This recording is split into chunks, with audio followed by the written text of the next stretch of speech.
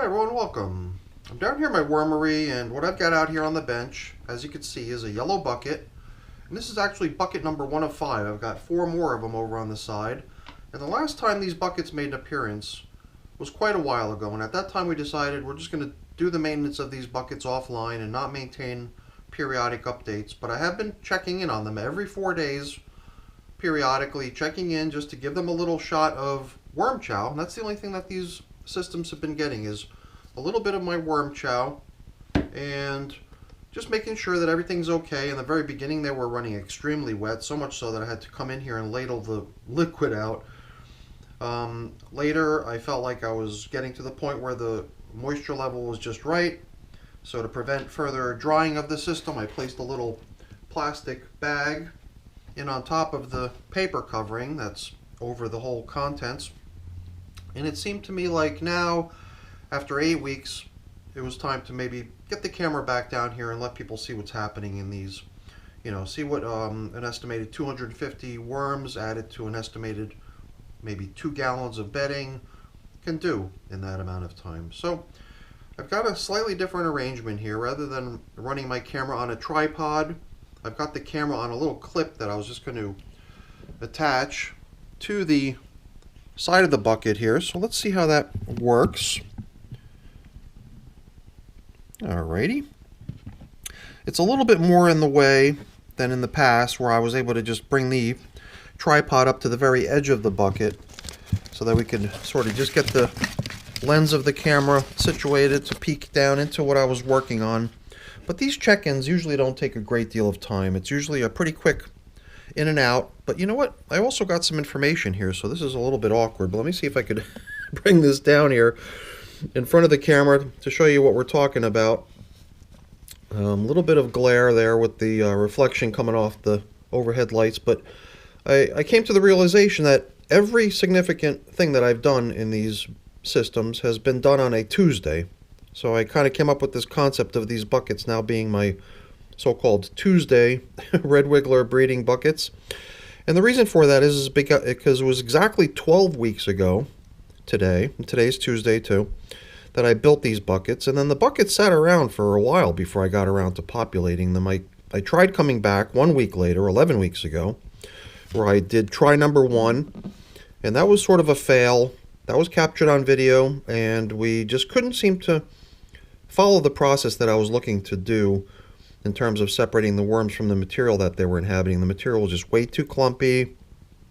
So we allowed for another 3 weeks for the material to dry off a little bit so that I can actually follow through with the game plan of separating the worms from their castings using sort of a screening approach.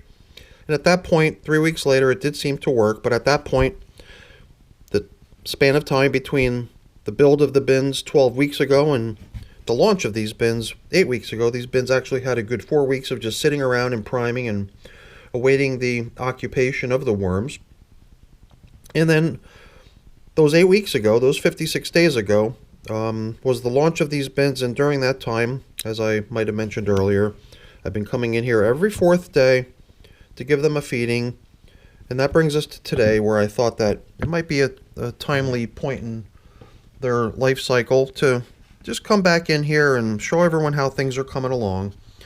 I guess the nice thing of the camera being attached to the bucket this way is that I just tipped up the bucket, but you can't even tell because they're connected to each other. Perhaps just the shadow of the overhead lights getting masked by the edge of the bucket there. So I'm going to see what I could do about trying to keep the view of what I'm doing here unobstructed by my arm reaching in. But yeah, I think things in here are really coming along nice. Considering that each system has only just received a slight sprinkling of worm chow every 4th day, I think things are looking quite nice in these systems. However, I must admit, if it's true that, you know, there should have been a breeding response in these worms, I gotta be honest, and I don't think I observed it, you know, because I've been looking to the best of my ability to see if I could spot any cocoons starting to show up in these systems, and I might have spotted a cocoon or two here or there, but not a whole heck of a lot, that's for sure. So that amount of worm chow that I sprinkled in there is pretty much all that these systems have been getting. So I've been really assuming that the focus of the feedings was going to be the bedding itself. Just a mixture of different stuff that I usually use as bedding, a lot of leaves, some shredded paper and cardboard.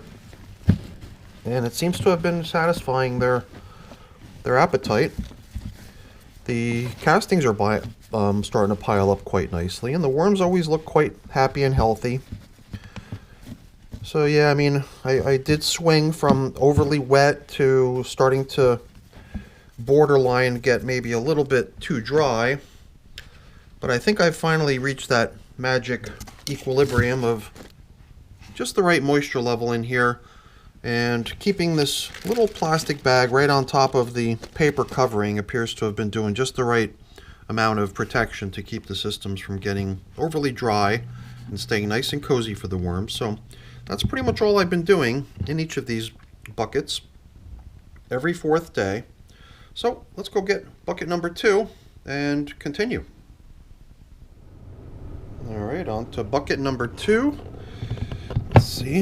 I think it was set pretty good. I don't know if the angle changed a little bit. Let's try it that way.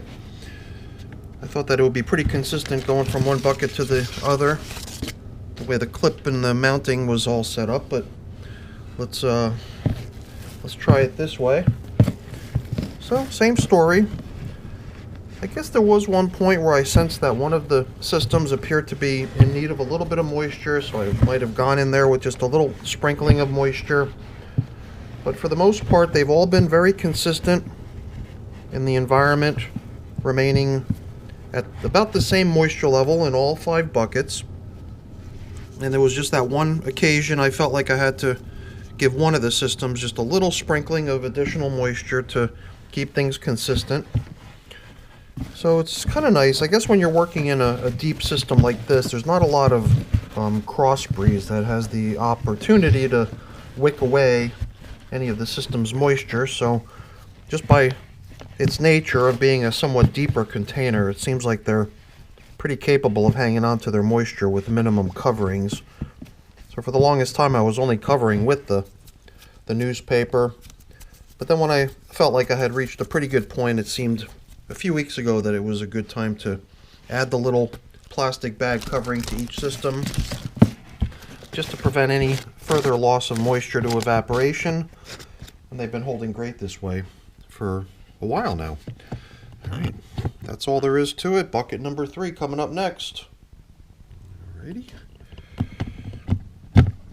So this worm chow they've been getting fed most recently was only whipped up a few weeks ago, so their diet has changed slightly with the change in ingredients that go into each of my batches of worm chow. This last batch was just a mixture of some leftover rice from a takeout dinner from the Chinese restaurant, and there was a whole bunch of old noodles that needed to be done away with too.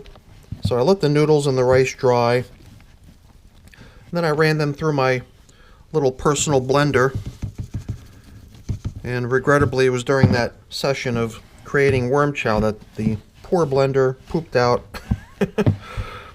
and that was the end of that, but luckily I was able to go up onto the classifieds and find a replacement, so I've already got a replacement blender to whip up my next batch of worm chow at some point soon. And this batch here is going to run out very soon, possibly with this feeding, or probably almost certainly with the next feeding. So I'll definitely be whipping up more worm chow soon. So you can see these feedings don't go very long at all, just in and out basically. Make sure everything's in good shape. On to bucket number 4. So now, I must admit there is a certain degree of uncertainty in terms of what's next for these systems. I mean, I'm really running a little bit low on bus boxes, which is usually my preferred type of container for running my worm systems. I was almost tempted just to go ahead and leave the worms in these buckets and then maybe come in at some point with just a whole bunch more bedding and make a drastic increase to the amount of space they have to live in. And maybe that would have been a good idea a while ago, just based on the progress they're making with the stuff that's in here. I mean, there's still plenty of material, obviously. There's a good amount of castings piling up, but I believe there is still a decent amount of bedding from the original build of the bins remaining for them to be comfortable. But, you know, that changes over time. They just keep nibbling away at this stuff and reducing the amount of available bedding they've got at their disposal, and it did seem like at some point soon, giving them a little bit more real estate to live in would be a smart idea. So that was just an idea I had, was to possibly keep them running in buckets, or maybe even just grabbing 2 buckets, perhaps not these yellow ones, but maybe just take a couple generic white round buckets and possibly dump perhaps 2.5 of these into each bucket, which would bring, you know, the overall level up considerably, add a little bit more bedding, and let them continue in just 2 locations. So I'm still kind of up in the air in terms of exactly, you know, where to go with these guys next. So I'm just pressing on with the process I've been following. That leaves only one more bucket to go visit. Let's get number 5 out here. Alrighty, last but not least, we're at bucket number 5. And I got to admit, you know, I really like the results we're getting from having the worms live in these buckets. And I know that the reception these buckets got from the viewing audience was not so good when I actually ran some Euros in these buckets for a good couple hundred days. And I got to admit that the ease of running the camera was not so good either. Although doing things this way, the way I did right here today with the clip going onto the side of the bucket, isn't really all that bad. So, I don't know. Maybe I've discovered a new way to film, and maybe it's going to result in somewhat better footage that's not disliked so much by the viewers. So, not a whole lot left. I'm almost out. So I will be making more worm chow soon, but that's pretty much it.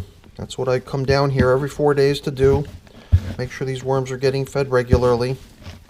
I believe when I made these bins originally, all those weeks ago, 12 weeks ago, I might have sprinkled in a little bit of grit, a little bit of pulverized eggshell to build the bins originally, but none of the feedings that they've been getting have included any grit. It's just been worm chow only every single time. Perhaps a little bit of moisture being added or removed as needed too, but it's been a very, very simple, straightforward management of these systems, and they've been working so well. It is tempting to possibly scale up this approach to run a whole lot more worms with a much more simple diet of just maybe leaves. And that was going to be possibly the next thing for these guys, was just to bring in some leaves from outside and give them only that. But for now, I've not fed them anything other than the worm chow, and things seem to be working well. So that's pretty much our check-in now for our 56-day-old so-called breeding buckets, my Tuesday red wiggler breeding buckets, which may or may not even be, you know, achieving the desired effect of worms breeding, but I think I'll just continue with them as is for a little while longer. But that's it for the video, everyone. I'm holding the camera now with my clean hand, so usually that's the one that I do my customary thumbs up with, but this time we'll do it with the gloved hand. So hopefully you enjoyed the video. If you did, please don't forget to leave me a quick thumbs up before you go. That's always really appreciated. And if you haven't done so already, please also consider subscribing to the channel too. That's very much appreciated as well. All right, everyone, have a great day. Thanks for watching. Bye now.